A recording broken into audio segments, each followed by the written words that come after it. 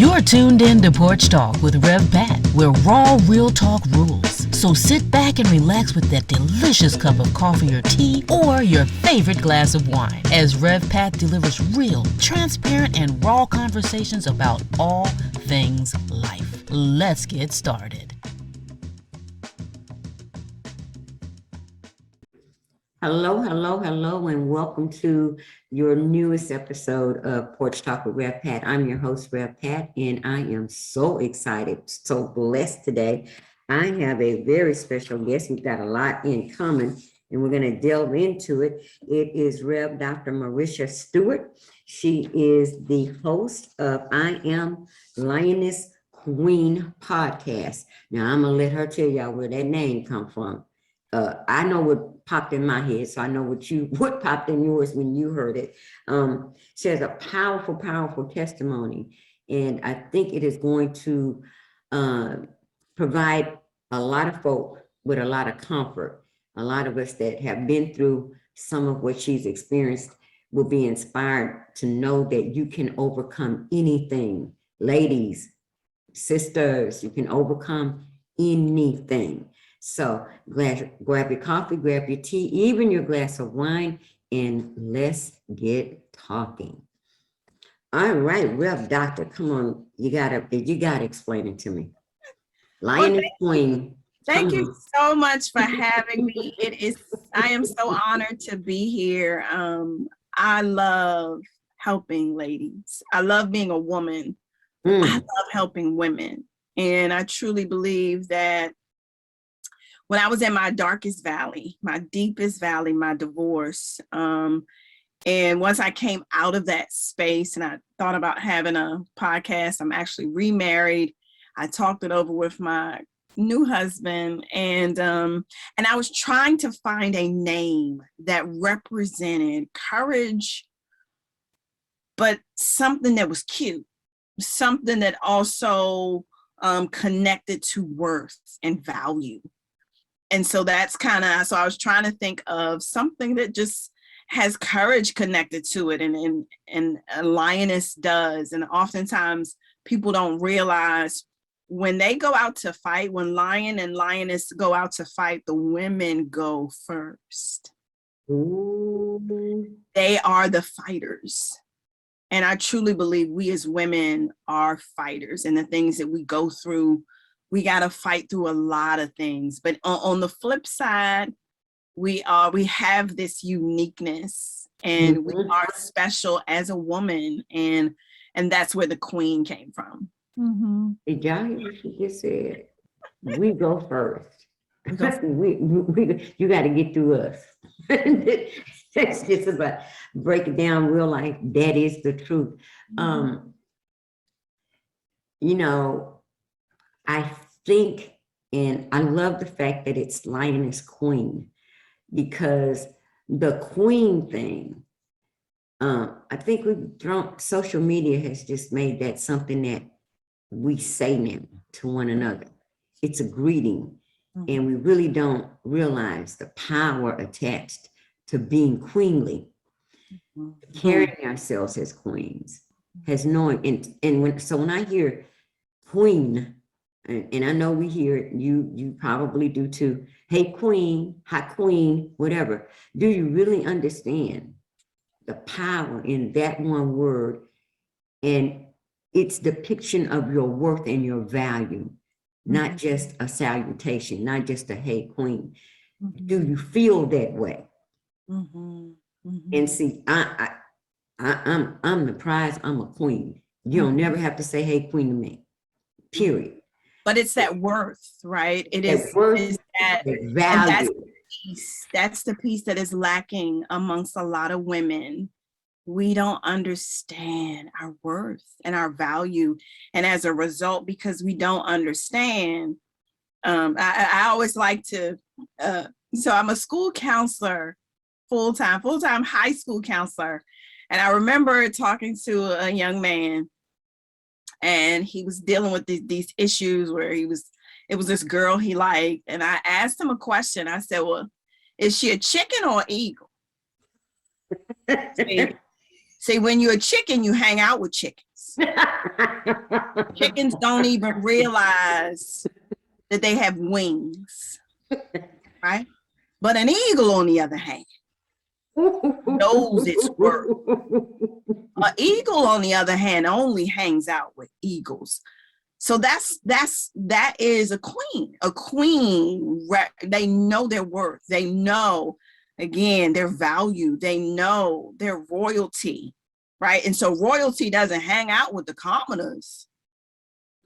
You know, you got, so but a lot of women don't understand their value. And so that was one of the reasons why I had to add that to the end. Because women need to be they need to be reminded, but they need to recognize their worth. And you know what? Now let me say this to you, because that is so powerful. That is just powerful. Chicken, I might have to preach that. I'm telling you, I'm gonna steal it. I'm gonna preach it. Preach it, preach it. I'm gonna preach that, y'all. Follow me, catch me on my 6:30 a.m. We might have that conversation coming up real soon. I think because I'm like you, I'm all about our women, especially our young women. Really, that battle with self-worth and self-value, and don't even know it, because they think that if they have 1,000 followers on Facebook and Instagram and all of that, that's their value. No, it's not. That's followers, and that's folk that like your post. Those are not people that know you for who you are and your worth. So that's real important to me. But I said we have a lot in common. I've been twice divorced. The first time I understood, I got it. I married for all the wrong reasons, and it didn't have success on it at all. But I was going to try. The second time I married has a Christian woman who really went into it with the mindset that this was going to be forever. And had to suffer the indignity, because that's what I call it, the indignity of infidelity. And it hit me hard. It hit me real hard. And I was pretty, I can say I was pretty confident, but it was a false sense of confidence, because it was just a confidence that was a result of some things that I experienced in my life as a young woman. I just had this built up, I'm gonna do me. I'm gonna do me. And when I tell young women that, and they say, well, how did you get the way you are? Well, it took a lot of work internally to be that. That's what people don't want to do. That is what we want to pray, but we don't want to do the work.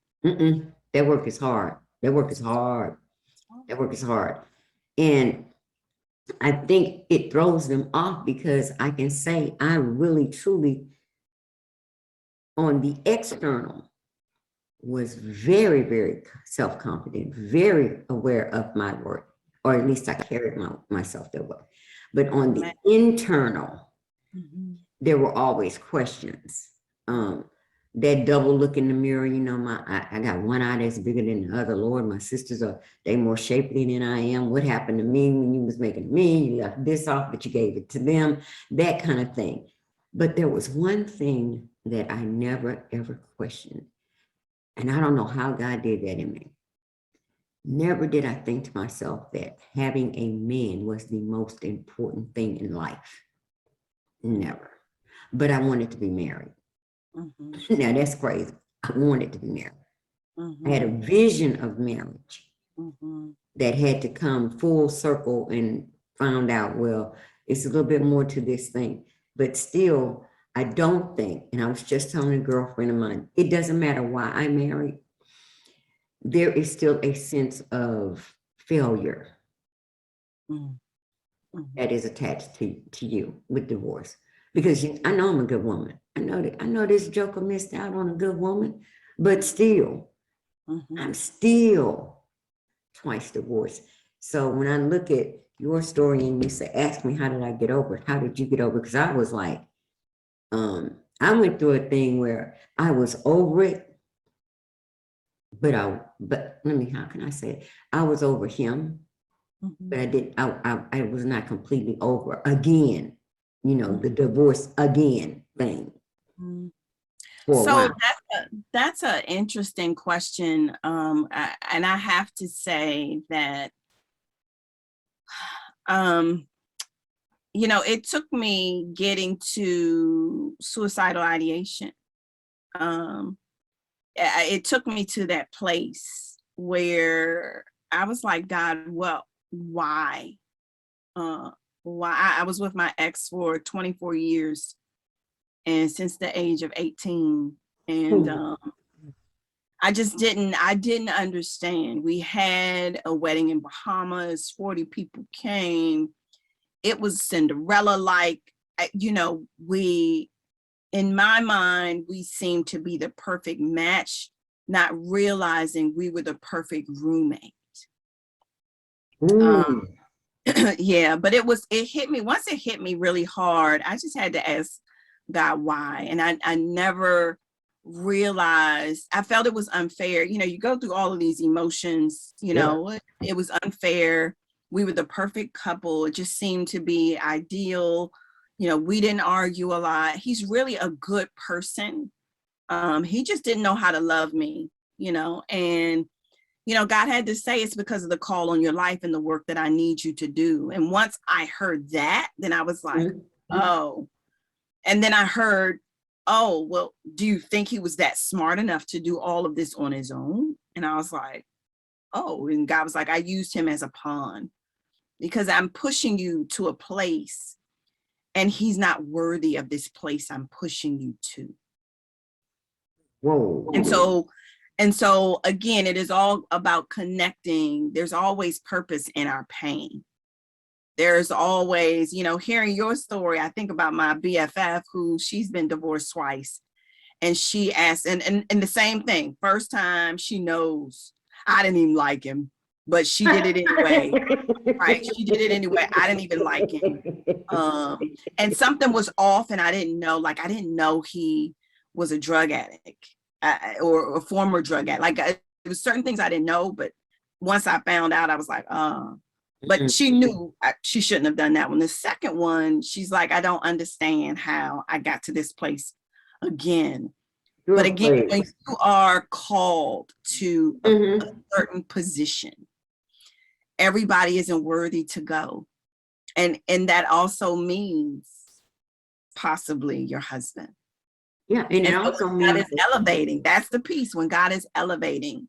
Let me and it's a hard pill to swallow, but that's really how God helped me to understand he just wasn't worthy. Let me tell you, during my second husband, during our marriage counseling, my father in the ministry said, there's a ministry coming out in this marriage, right? Me, I'm thinking, oh, we're gonna be over the marriage ministry. Oh, that's so great. Little did I know the ministry was coming out of me.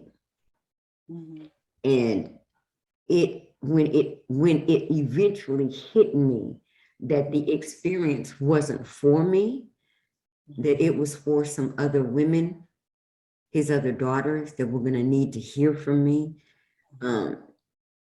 that yes, I can be called, but I still have some things that I have experienced. So when I talk to you, I know I'm coming from a place of not just empathy and compassion. I'm coming from this place. I see you, sister. I feel you, sister. I get, and it is. I did not know that. I did. He blew my mind with that and now it's a double kind of thing because hindsight. Because in church we do marriage counseling well in church. We just don't do no kind of divorce counseling. Oh no, we don't. It's as if you got a divorce and that man just was smoted by God and he just then disappeared off the face of the earth. We do not meet No. the needs of those sisters that have gone through divorce or heartbreak or trauma. We want to pray our way through it, and we want to act like that man never, she would never mean, oh, what happened to him? Oh, I don't know. So for me, I already know. If they were taking applications for first lady, girl, I would have been rejected. Those that two divorce and single motherhood would have just, I would have. And that's a thing, They right? would have tossed it in the back. They would have tossed that sucker. It's almost like you're marked. I literally interviewed a lady who, and I forgot what, she was Caucasian, and I forgot what denomination, but she literally said, I could not have any position in the church because I was divorced. She said, I couldn't. And she was like, I was so heavily involved. She said, I mean, they scarred me, it's like they barred me, they scarred me, they excluded me because I got divorced. And her ex was, he was abusive, but the thing that people always think that just because two people love the Lord, saved, even if they even have a relationship, that doesn't mean you're compatible. No, it doesn't. Well, first of all, you're going into the thing with two imperfect people anyway. Bottom line, you're not perfect. He's not perfect. So you're going into it with two imperfect people from the minute they took their breath, period. Bottom line. But today, I really do believe the discussion on divorce is so vital, because when it comes to marriage, these young women, I'm sorry, y'all can get mad at me. Don't put no comments and stuff in there, but just roll with what I'm about to tell you. Y'all really do believe that these destination weddings and $50,000, $60,000, $70,000 weddings are a guarantee to success. When if you have not, even though on the best of your days, if you have not allowed the older women to pour into you and to teach you how to be a wife before you do that thing. Yeah. You are so right. We put so much energy on the front end. But I remember the minister that counseled me and my new husband, she said, you guys are creating a garden. And it's how you take care of that garden that matters. And so so many women put so much money, they put so much effort in the front end, but they don't cultivate the garden, And I love to say, I love to tell young women, so how did they grow up? What was the family dynamics when they grew up? So for my ex, his father was in the home, but absent. So his father really never was there. And literally his mother, who I'm she's like my second mother. I used to live with her actually. But she was upset at her son because she felt like you did the same thing your daddy did to me. And those things really, they're not really discussed in marriage counseling. They're not discussed in what do you mean not discussed in marriage counseling? It's not discussed while they dating because they don't know how to date. You dating off of TikTok and Facebook and Messenger and WhatsApp, and you don't know Uncle Bubba is just as crazy as they are as long. You don't know cousin can't come to your house because they probably walk off with the whole house. You don't know any of this. The dynamics. It makes it different because you're marrying a family. You're marrying a whole family, man. Y'all just think, oh, he just so fine. He's such a fine chocolate brother. Well, I would tell you, here we go. Here we go, ladies. Here we go. My ex was fine. But guess what? He was also selfish. He was into himself. He did not know how to love me. He did not know so many different things. And what did that get me? It didn't get me anywhere. I never felt loved. I never felt watered. That's what I call it. I never felt watered, because that's the commandment God gave men, husbands, love your wives as you love them. Wait. We don't even have to go back there. Girl, we got to do a whole class, because I'm getting ready to do a class on marriage, because we need to go from Genesis Mm. all the way through, because y'all need to go all the way back to the beginning. And you need to understand, young women, we know that there is no guarantee against divorce. None. There is not. Because you may be just as good day one and 15, 20 years ago, later y'all grown away from each other, so forth and so on. That's up to God, and that's between y'all. But I tell young women, if you would just go, let's start with Genesis. You don't have to go deep, because God made it so plain.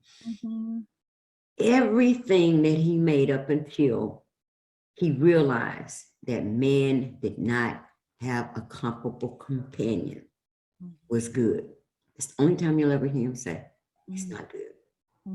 It's not good for men to be alone. It's not good for men not to have somebody comparable to him. He's got all this other stuff walking around looking like they have mates and whatever. Key point. Adam didn't know he didn't have anybody he was comparable to. Adam was just as happy. Adam just walked around in the garden. I got everything I need. I got cows, donkey, horses, whatever. God said it's not good for a man. And he presented him with a woman. I think when we talk about divorce, when we talk about being single, and we really have to talk about single motherhood, because I am so sick and tired. Y'all can get mad if you want to. I'm so sick and tired of turning on my news where y'all have let these folk come into your house with your babies, and your babies end up dead, thrown in lakes, beat to death because you didn't do your homework, or you were just so lonely you just had to have a man that you didn't consider either your value or the worth or the value of your child. I'm sorry, that's just the truth. Yeah. And rather than continue to see these young women make these mistakes, we've got to teach them the lioness queen lives in them. So now you said it took you to a place where you were almost suicidal. Oh, no. I had a plan. Oh yeah. I had a plan. And that's when I really had to seek the Lord. Like I need to understand, like, why am I having these looping thoughts? I know I had a plan, and I did, and I went to therapy. Prayer wasn't enough. Sometimes we think, oh, let's just pray about it. No, sometimes you need someone who is trained to help you with your mental health. That's the other piece that's lacking in churches today too. Can you repeat that, please? Can you repeat that, please? Because I don't know why y'all forgot Luke was a physician. Y'all forgot that the woman with the issue of blood went to all the doctors she could. So there's nothing wrong. We do. So we have physicians for our physical health. We have pastors, priests for our spiritual health. You need to seek someone for your mental health. Those are three different components.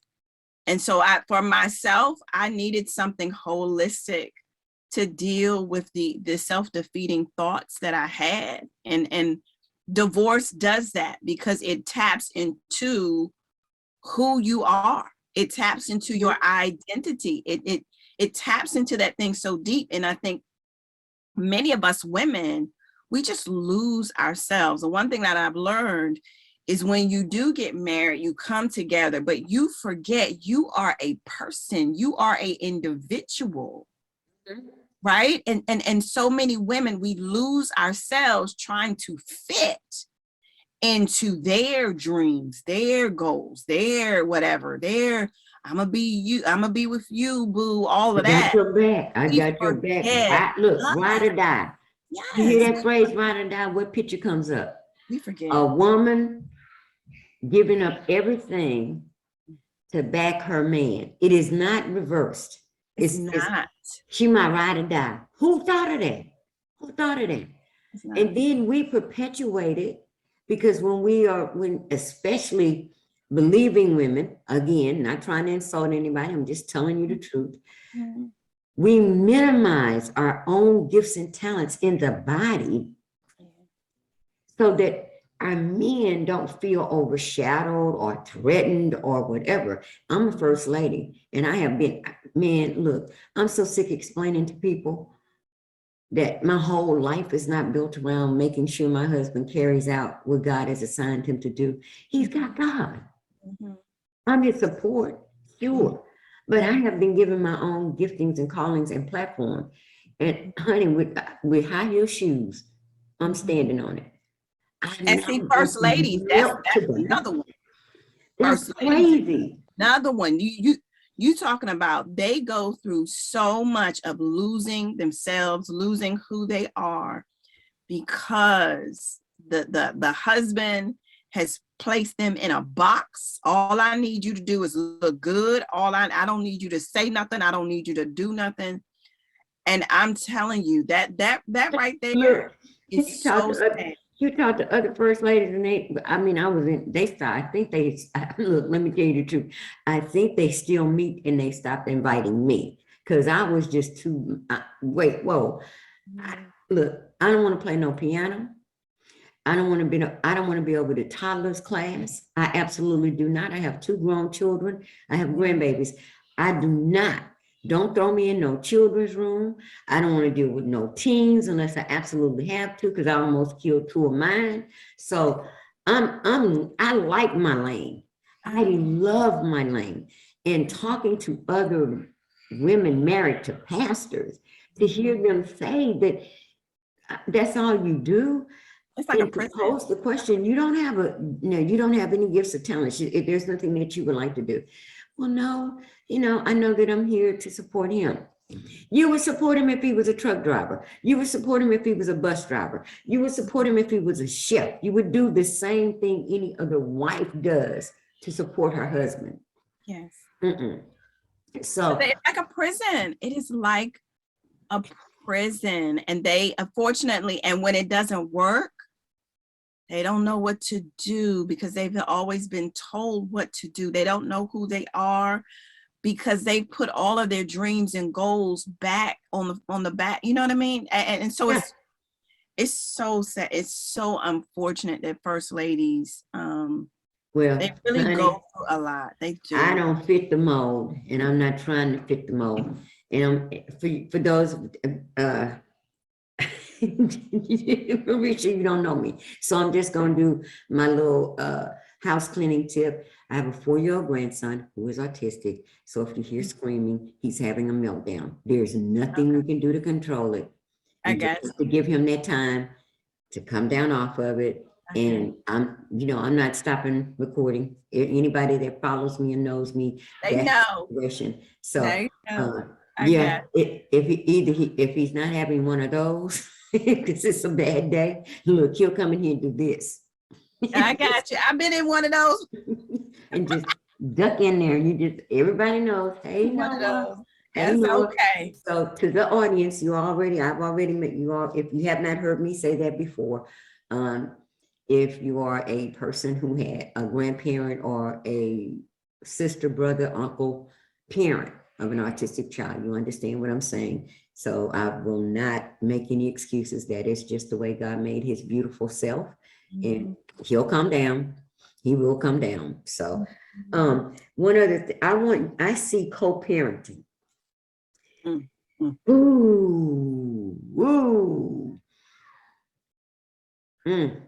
Co-parenting. And you know what? I did an interview just yesterday, and the woman was divorced, and her ex-husband was so confrontational. Sounded as if he was narcissistic. Oh, wow. She asked me, so how do you deal with,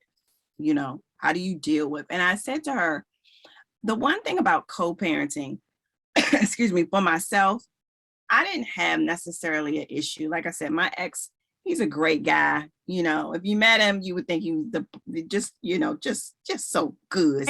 So special. You let that man go. What'd you do? What'd you do? But he didn't know how to love me. That's that. I knew you were gonna say that again, because I was gonna say, you know what? The one thing that you keep saying that I don't want women to miss you saying, he didn't know how. Look, the comment, the statement, he didn't know how to love me, does not probably mean he didn't love me. Mhm. He just didn't know how. And this is what I say. This is the piece. This is why I always use water. You got to know what type of water you need. Like, you got to know the difference between tap water, Perrier water, Elsa water. You understand? You got to know what type of water you need. Whoa. You got to know, because when you know what type of water you need, then you know when it's given to you. And so my ex did not know how to water me. He didn't know what water I needed. Look, And didn't try to figure it out. Look, the woman at the wheel. What did he say? Mm-hmm. If you knew who was asking you to give you this water, you'd have a different attitude. Yeah, you would. Because the water you're about to partake of is going to change your life. Change your life. So you won't never be thirsty again. That water analogy is important because we have a lot of thirsty women out there. Well, that goes back to what? That's one of the reasons why they choose commoners. That's why they choose chickens.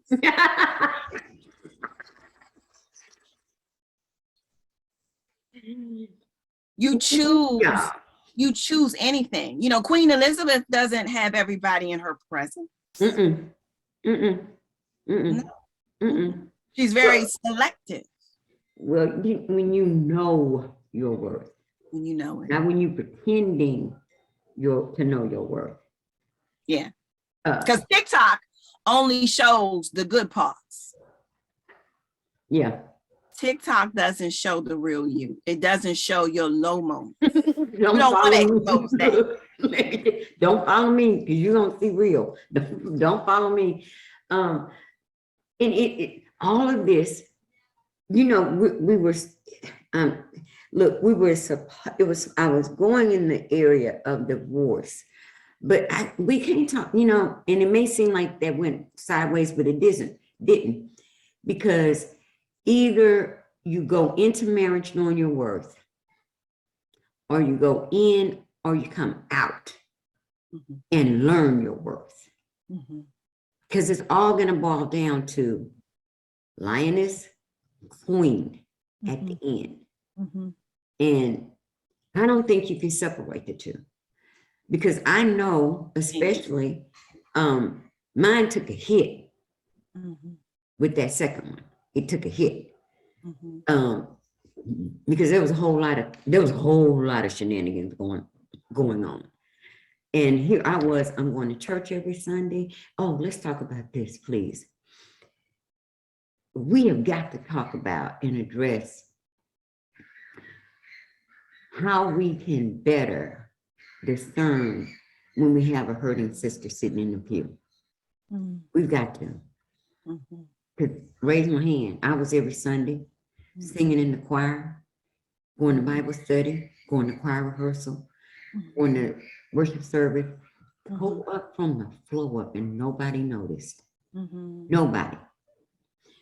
I did it too. I did it. Until one Sunday, I walked past my pastor because I would go in and I was going to go out. I'd hang out for a little while, maybe 5 or 10 minutes, but then I would leave.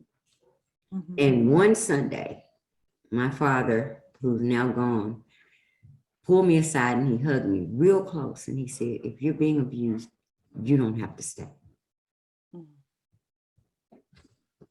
And it was my release. I had never said a word. The only thing I had done was said, Lord, you don't have to show me how to get out of here. Because this is it. Something's going to happen. Either brother going to end up dead or I'm going to end up dead. One of us not going to make it. That's real talk. One of us not going to make it. And that was just a plain, honest to God truth. Had my own little incidents. Brother, man, after that, brother came up behind that mirror one Sunday, looked like he was gonna do something. You know how you approach it. I'm an eagle. Excuse me, chicken. You put your hands on me. One of us not gonna make it out of here today. You feel me? That's interesting now I'm gonna say I had a similar experience. I won't ever forget sitting in a pew and my co-pastor came down out of the pulpit to give me a note. And I actually still have the note. And the note said, "It is not your fault." Whoa. And I broke down. I broke down, I cried all the way home. I cried all the way Yeah, I home. My broke. daughter thought I was like throwed off. I broke down. And I think, and so this is the other piece I think that we have to get to a place too as well. Like sometimes, you know, and definitely as Christians, we want to stay in the marriage because this is what the good book says. Mm-hmm. But in the same regard, if it's unhealthy, if it's toxic, why would God want you to stay in that relationship?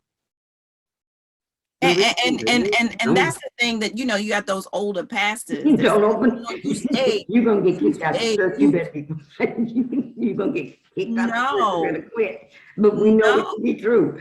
We know it to be true, and we're doing it. We do a disservice.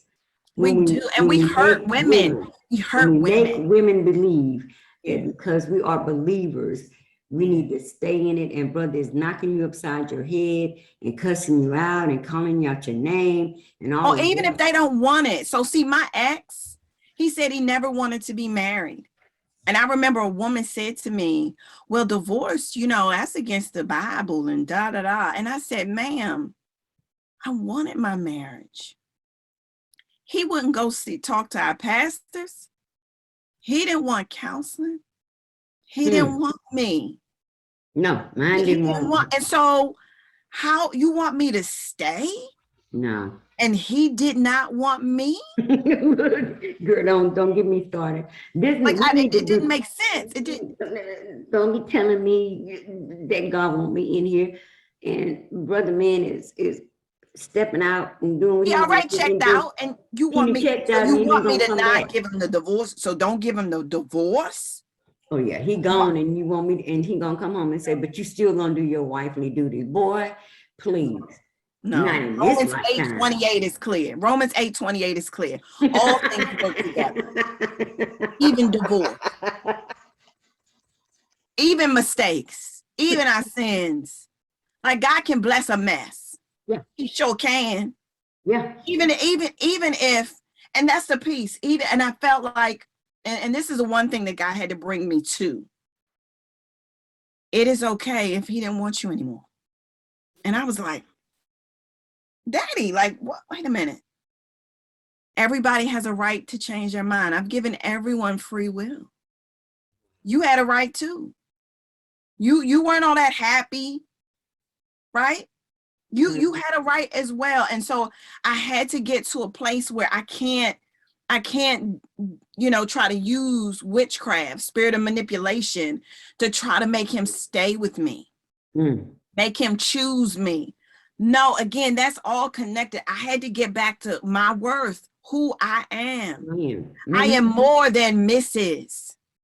You are more than Mrs. Lady. You are more than Mrs. You are more. Y'all, this is so good. Can we do a part 2?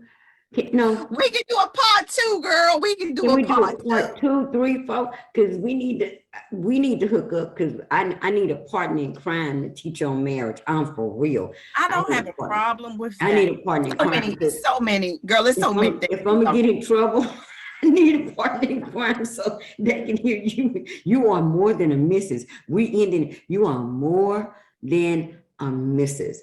I'm gonna y'all gonna have to catch Beyond the Porch. Beyond the Porch is a members only subscription provided through Zippy Stream, where you get to hear exclusive content. I end this conversation here, and we're gonna have another one, but you're not gonna get it. You're not gonna have access to it until you subscribe on Zippy Stream, and it's gonna be even. Because we being nice. We ain't gonna be nice on Beyond the Porch. We're gonna drop some bombs. We're gonna tell some truths. And so let me tell you, before I end it, If you are not ready for truth, do not subscribe.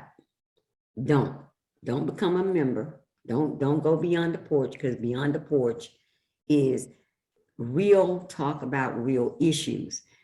You will be helped and healed if that's what you come there for, but you will get it real.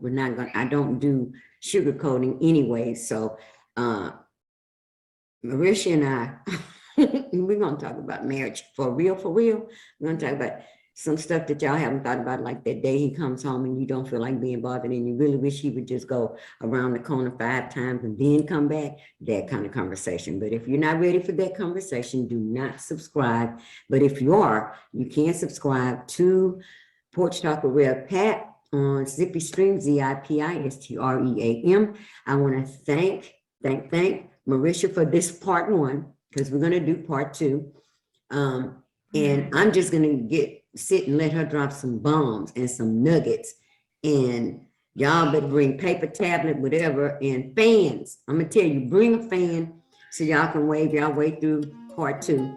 I want to thank her for taking time out to join me on the porch. I will see you all back here next Friday. Don't forget, be prepared, have your coffee, your tea, and even your glass of wine, and we'll get talking. Be blessed, be blessed, be blessed.